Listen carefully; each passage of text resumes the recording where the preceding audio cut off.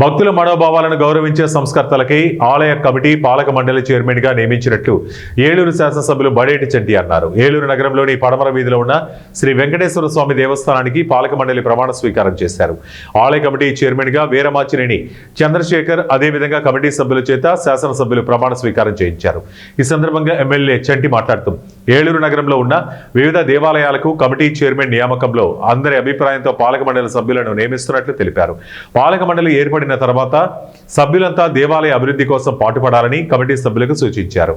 ఏదన్నా సరే 10 మందిని కూడా కలుపుకుంటూ ఇది మంచి ఇది చెడు అన్నప్పుడు ఎప్పుడు కూడా మంచి పక్కనే ఉంటూ ఉండేవాడు.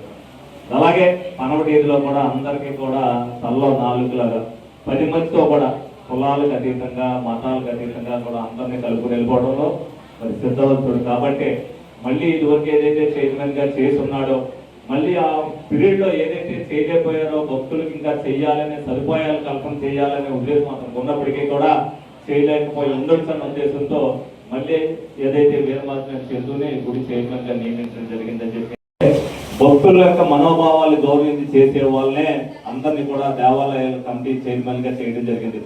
రెడ్డప్ప నాయుడు గారు అవ్వచ్చు, నేను అవ్వచ్చు, పార్టీ కార్యవర్గ సభ్యులు అవ్వచ్చు, అందరం కూడా కూర్చుని ప్రతి ఒక్కరు కూడా ఏదైతే దేవాలయాలు ఉన్నారో వాటి యొక్క పవిత్రతను పెంచాలనే ఉద్దేశంతో ప్రతి ఒక్కరు కూడా దేవాలయానికి ఆకర్షణగా రావాలనే ఉద్దేశంతో ప్రతి గుడిని కూడా ఆలోచించి దేవాలయాలు చైర్మన్ చేయడం జరిగింది.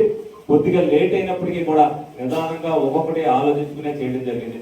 అలాగే పనవటిది ఏదైతే మన వెంకటేశ్వర స్వామి దేవస్థానం ఉందో మరి దేవాలయానికి సంబంధించి మరి 11వ శతాబ్దం నాడు, ఎందుకంటే నా చిన్నప్పుడు కూడా నాకు తెలిసి ఈ గుడి ఉండేది అద్దాల మేడ వెంకటేశ్వర గుడి.